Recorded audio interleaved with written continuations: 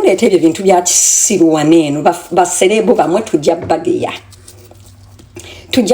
era gwe ayagala okubeera nga omulungi tubadde tukusaba funa tripod okole akasige ku live ogule Benz kitegedde oba beera nga omulungi okere ogambe so guys today I want to show you my living room and how I make my bed ofune sente ezikola hair transplant motherfucker bakadama mwantama abaana abawala abali mu Kampala. The reason why you're making so many mistakes because mwegomba abantu that have not worked to be where they are, so you end up instead of being inspired by I want to say this, we had a lot of young girls that were inspired by Bad Black.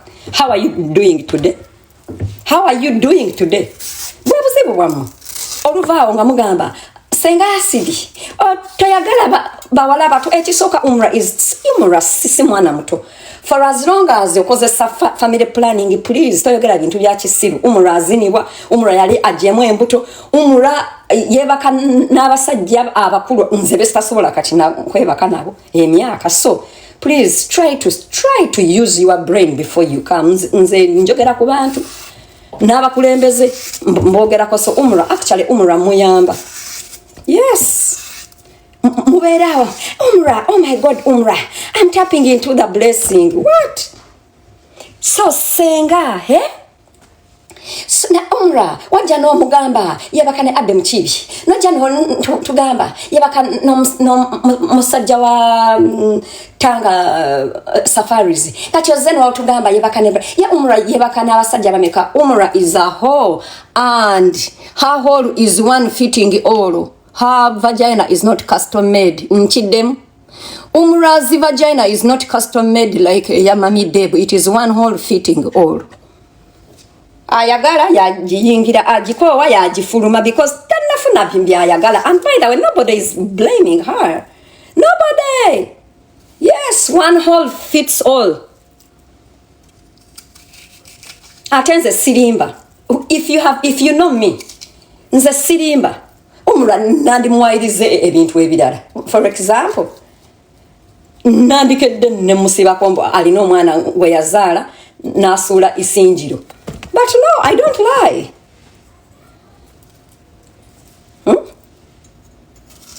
So mwe bafani b'abantu nze munzijeko akanyampya jjula era bwe njogera ku serebo n'enkunyiza, please the block button is there, please block me.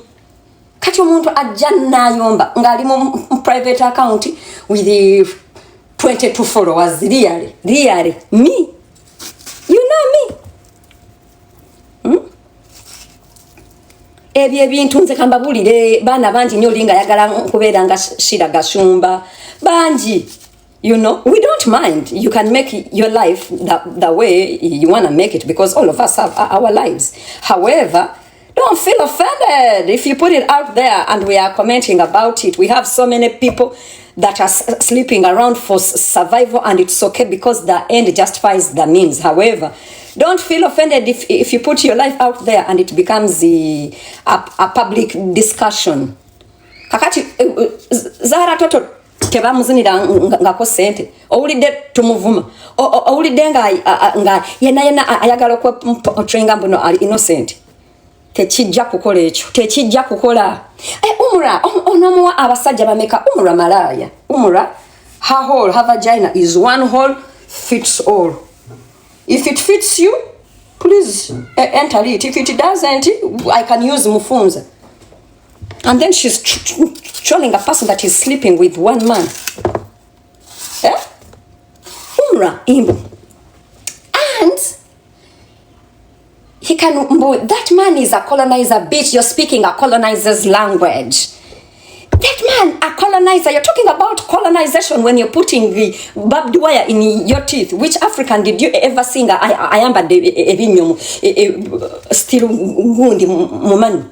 You're talking about a colonizer when you're faking an accent of to sound like a colonizer.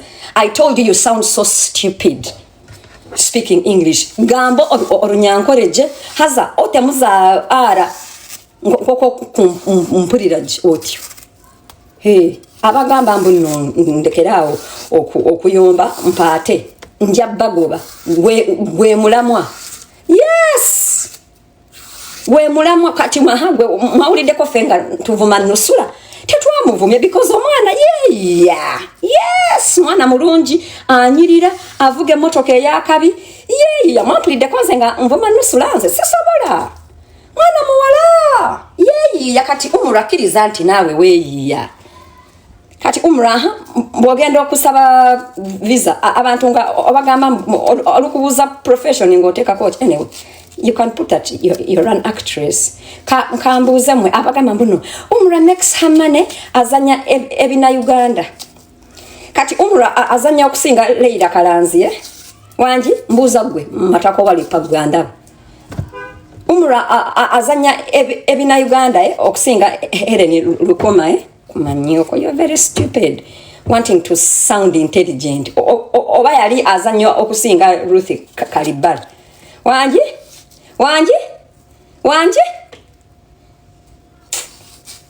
Tuagamba ebintu to open up your sick, your slow brains temagala biulira munyiga bunyizi. You bring atawali kadama oli wadembe okubeera ne baseleb nze kyovola ba superstar ono superstar I do not kiss anybody's ass. Bobi Wine muntu mubi kubanga mukazi we nobera ewa nti yagambye atya dala Bobi yanova naddukire wange waka Bobi namunonya nga tamanyi gyali kubawe yanova nga yajjanga wange nga nze bwajja ngamba ono kakanya omuntu making sure addayo nga Bobi addayo zwena yali simu nobi mufumbi mulonje naye olunaku lwe yanova gambula naye nange namanya nti ninakubiraani Bobi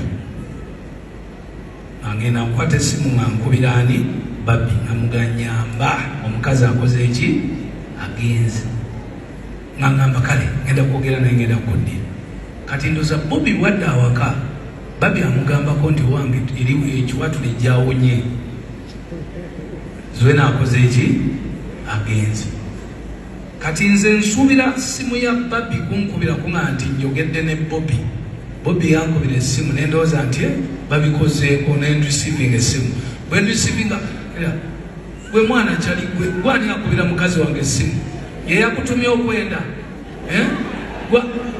nali ku simu eyo nenjireka nayogera buli kimu nga bwe yali ayagala okukyogera n'okumpisaamu amaaso naye jjukira nti ku ssaawa eyo nga nze mbala mirundi emeka mukyala we gye yanoba nga ajjawa ewange nga muzaayo oluusi bannayuganda mubeera mwagala nnyo okudiginga amazima gye muba mwagala okugajja kati leero nga bawala naye nakyala omwana oyo era nze Bebe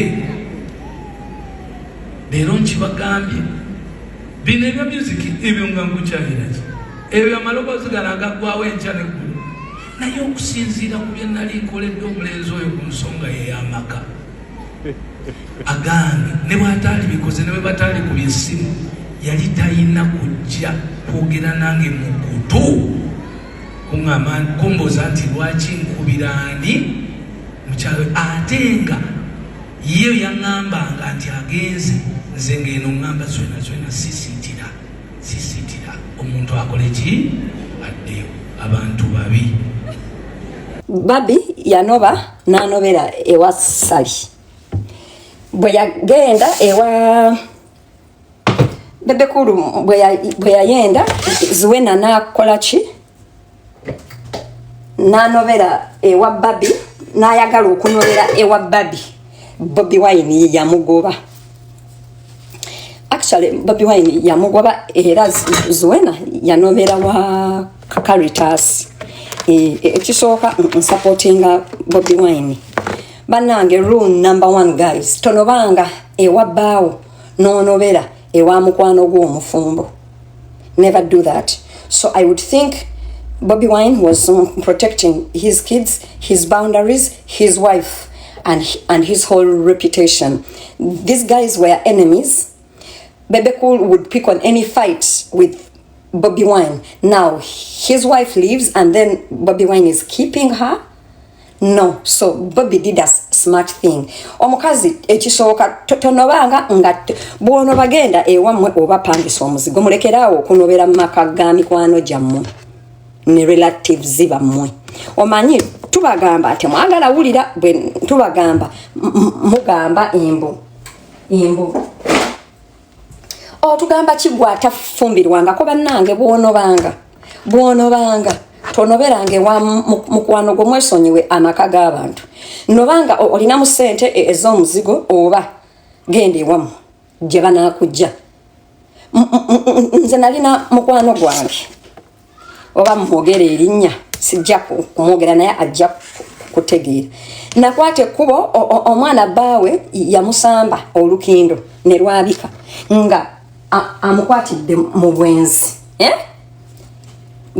Omukazi yakwatira bbaawe mu bwenzi ne bayomba bbaawe n'amusamba olukindo. Amala omusamba olukindo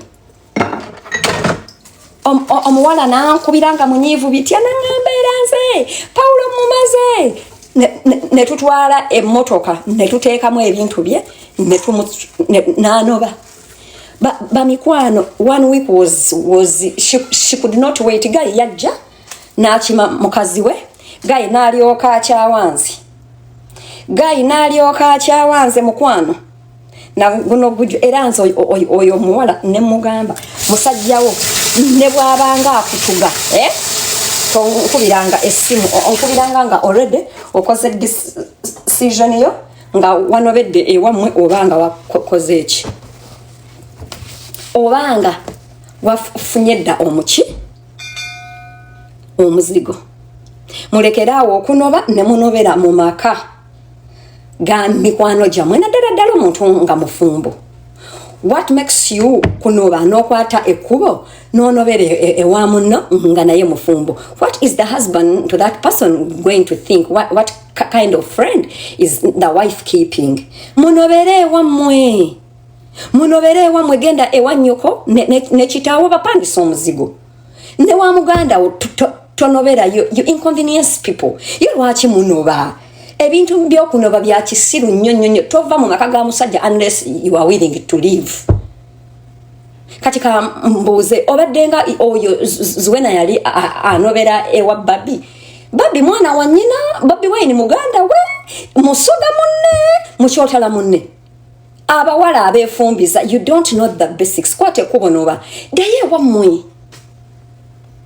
erawo supporting Bobi 100%. Ekirala Bebe Cool yalemererwa okwekolera ebintu yenga omusajja omukulu as an independent person.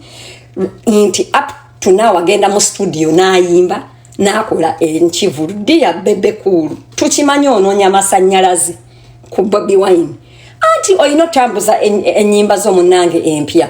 Weesonyiwe munnange Bobi Wine kati ali ku bintu birala. Kati ngwe ojjukiza Bobi Wine emyaka 15 obwenzi obw'emyaka 15 Bobi mutufiya kutuma oyende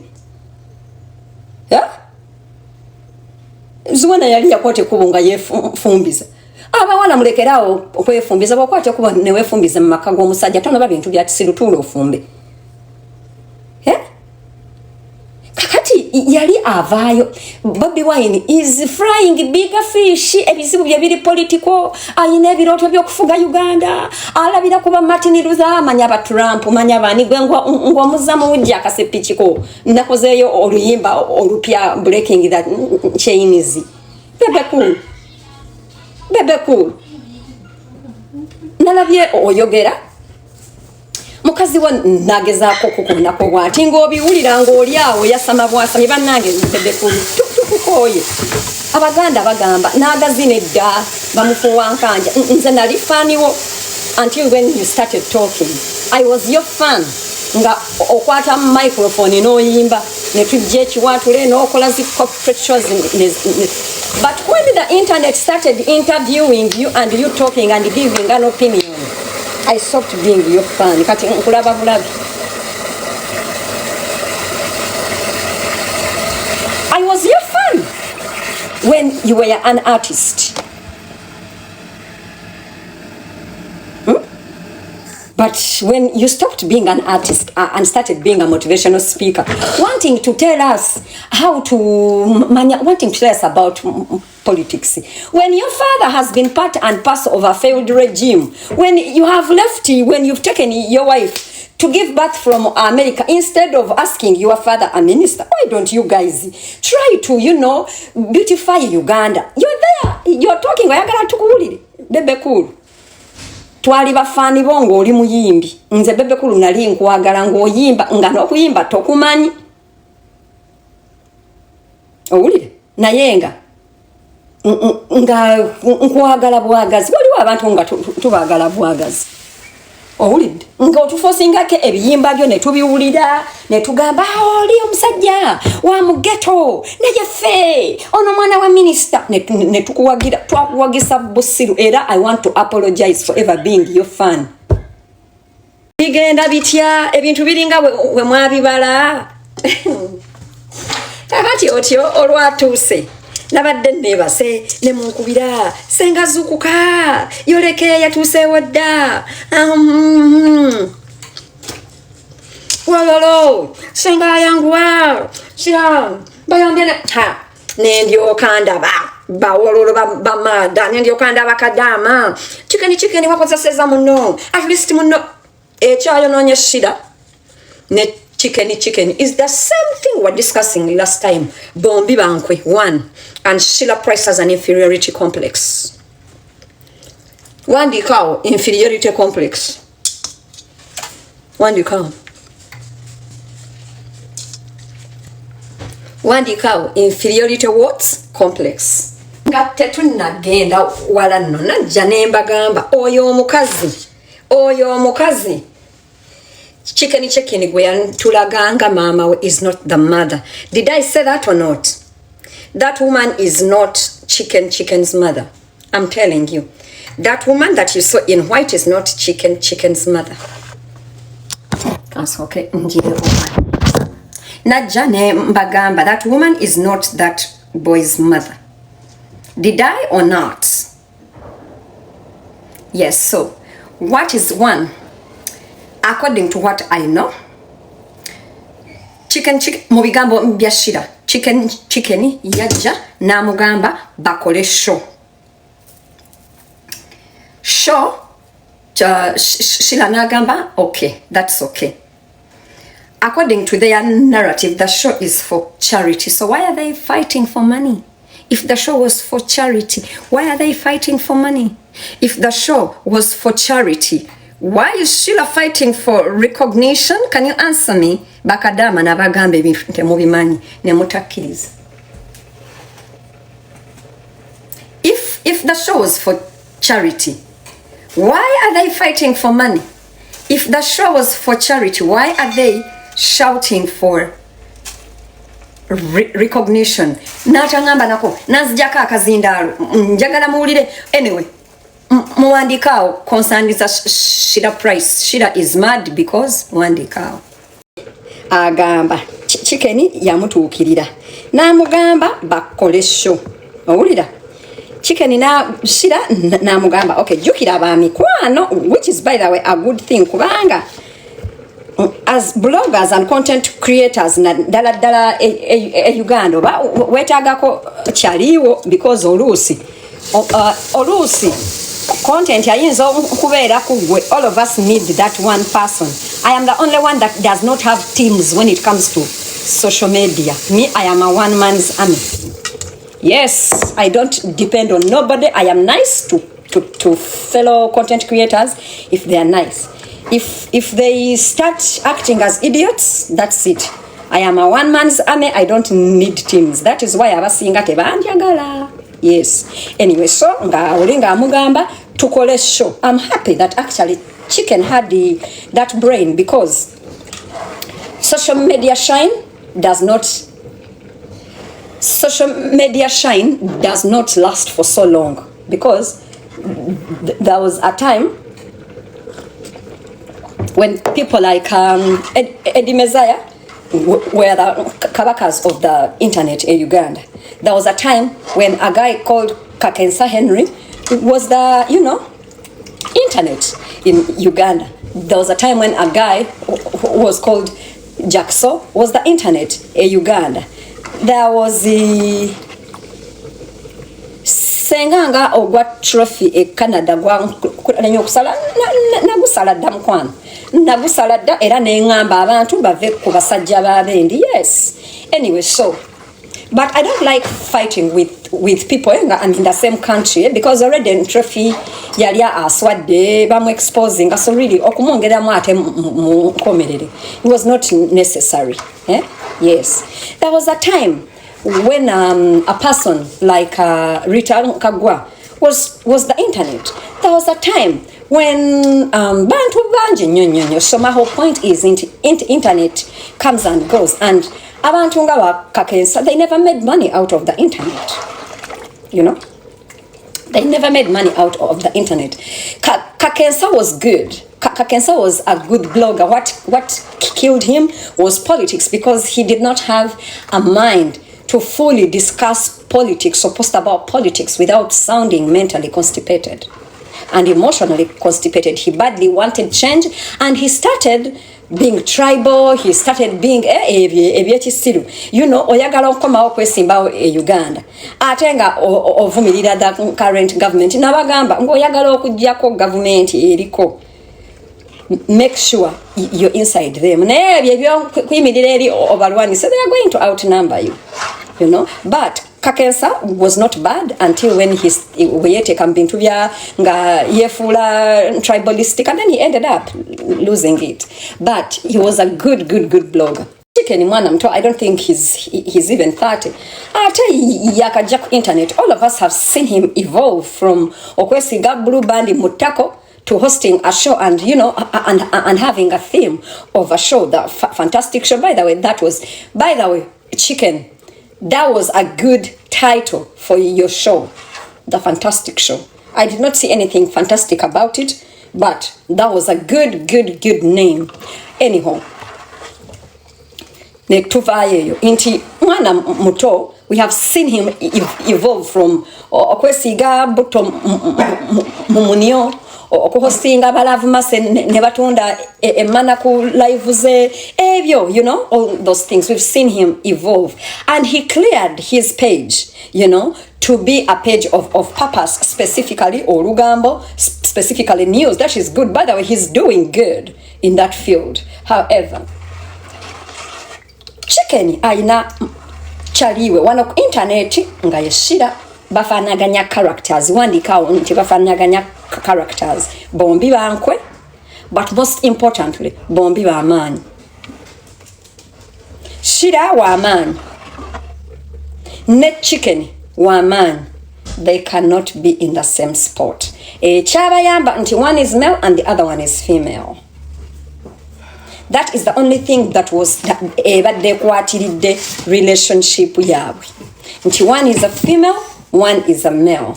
But Sheila cannot like any other person that is a female and is doing the same thing she's doing.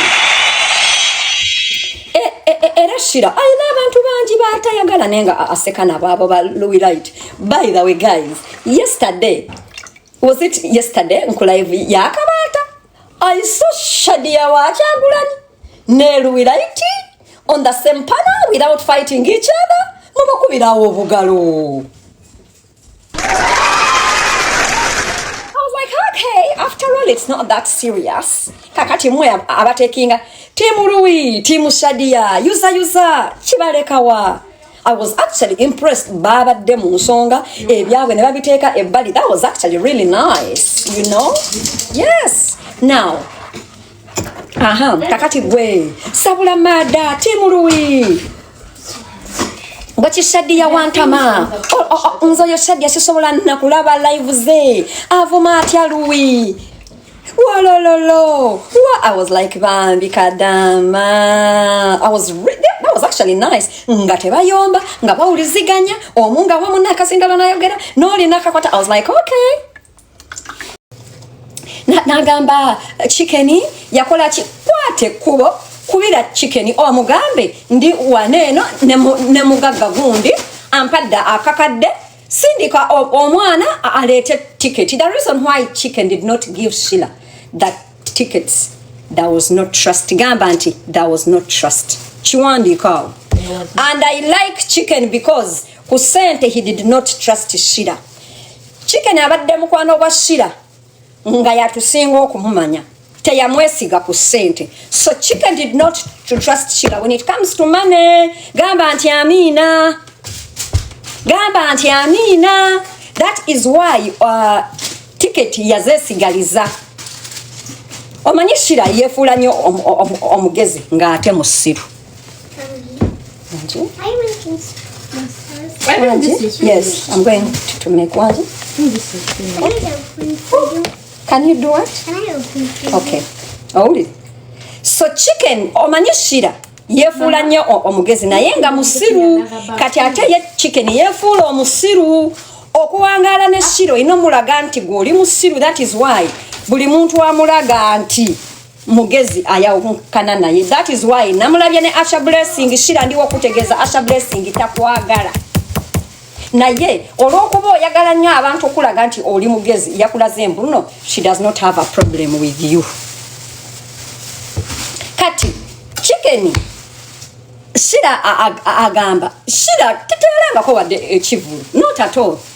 Teyakiranga teyakola ki. Chicken nakeera every morning navuganga amafuta ge nagenda na bookinga ekifo navaayo nasasula ba service providers navaayo naye taleno neno kakati gwe ng'omuntu ategese ekivulu ne muno. What questions did you ask him? Because you have to sit down, make a budget, apportion roles. Gamba nti apportion roles. Gamba anti apportion roles and responsibilities.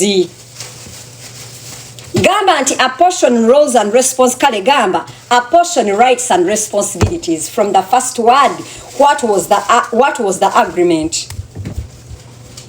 Ebintu twabiraba ne Crystal Panda ne Bruno ke era nali ku side ya Crystal Panda.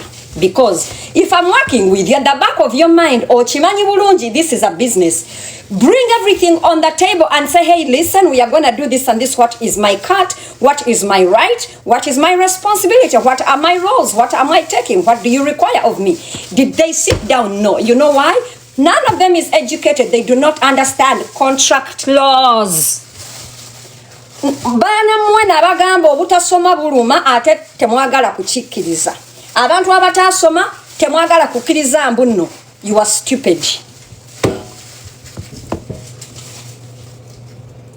Gamba anti Amina. Abantu abatasoma temwagala kukkiriza mbuno. Mwefuula nnyo abamanyi ng'ate temuli bamanyi. By the way, amongst these two, Chicken yasoma. Chicken yasoma and he has an academic